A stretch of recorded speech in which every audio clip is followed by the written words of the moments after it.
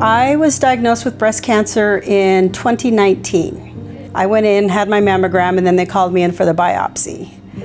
And then when they did my biopsy and told me cancer, I was just like, there's no way. I don't have cancer. Never ran in my family. My doctor told me it's just a cyst. And so I was actually shocked. I just sat out in my car and just cried. Called my mom, called my daughter, called my sisters, and said, well, here we are. And everybody was shocked too, because I was the first one in my family to have breast cancer. I found the lump and then went into the doctor. They sent me to have a mammogram and an ultrasound. The next day they called and said that it was cancer, and it was obviously a shock. My grandmother on my mom's side had breast cancer. My genetic testing came back that I should not have gotten cancer, so you never know. I was surprised, but then it was like, you just deal with it. What do you do? A couple tears, of course, and then my husband said, well, we're just on a new journey, and here we go. It was one of those freak things. I was laying in bed and I was adjusting a sports bra I had, and as I was adjusting it, I'm like, oh, I think I felt a lump. And so then I think about a week later, I was laying in bed and I just started feeling around again, and I'm like, yep, there's definitely a lump. Then I had my husband double check and I said, do you feel that? He's like, yep. And so I said, I better go in and get it checked out. We had my husband receive the report so that he could be the first one to see what the results were from the biopsy. I could kind of tell by his expression, that it wasn't good. And he just read the words and said, it's invasive lobular carcinoma, grade 3, estrogen and progesterone positive, HER2 negative, you have cancer. And I was like, wow, no, really? Why me? And why now, Pretty scary. I was in disbelief and shock. And this is always something that happens to someone else. And suddenly I was that someone else.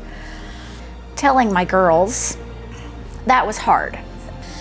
And then the second thought was, how long do I have? What does this mean? I'm not done raising kids yet. My daughters were 19 and 15 at that time, and I'm not done being a mom at home with kids at home. So yeah, it was pretty overwhelming. I think the hardest part was having to tell my son over the phone. He lived in a different state, and so having to have that phone call conversation with him and not, be there, and it was brutal on him. He took it pretty hard, but he is absolutely my rock and the biggest supporter I have. So we got through it. Mine was the typical find your own lump in the shower. I told my sister about it, and she was like, well, maybe just go get that checked. And I said, well, my normal mammogram is coming up. So I went in for that, and of course they did want to do a diagnostic mammogram after the regular mammogram, and then found something and then scheduled the biopsy. So yeah, I found it in the shower. My mother's side had no family history of breast cancer. There was some on my father's side. My paternal grandmother had breast cancer in her 80s and lived to be 94. And her sister had breast cancer when she was in her 40s in my age range. So I was under the misconception that it was really going, if I had a higher risk for breast cancer, it was going to come from my maternal side, and that is incorrect. So I think that's kind of why I was so blindsided. I had not had a mammogram in 10 years. I had been going to the same doctor for years, and she kept saying, Robin, you need to schedule a mammogram. And I kept saying, I don't need a mammogram. There's not breast cancer in my family. You know, I'm healthy, I'm strong, I'm active. That is the only advice that I can give, is do your mammograms. Because had I done my mammograms, I probably wouldn't have been in stage 2, you know, when I found it. You know, it had already developed into a mass. You know your body, and if you think there's something wrong, definitely go get it checked out.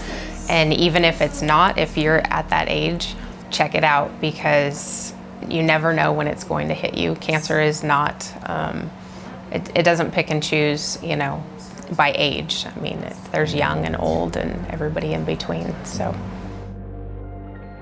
I really think that whether men or women, you really need to be proactive, and because we know our bodies better than anybody. And so if in doubt, just go get it checked out. Because one thing I've learned, if you can catch it early, the survival rate, the success rate in being able to, I think, really live a cancer-free, breast cancer-free life is that early detection and, you know, get it out of your body so it doesn't have a chance to spread and do other harm. But yeah, just be your own advocate. I went into a local store, and of course I visit with everybody, and I stopped to visit with a young lady in there, and I told her, I said, if you don't get mammograms, make sure you do. Everybody has to listen to me say that. So I told her that, and she said, well, you know, I had one, and I had a bad one, and I'm supposed to get a biopsy, but I'm getting ready to cancel the appointment because I had one biopsy and I don't want another one. And I said, please don't. Well, she went ahead and got the biopsy, and it landed up being type 2 breast cancer. So the thing is, talk about it. Encourage people to have mammograms. My side benefit when I lost my hair, this is what I got. It came back this beautiful white, and so I've been blessed with that. And there are just so many positives, but yeah.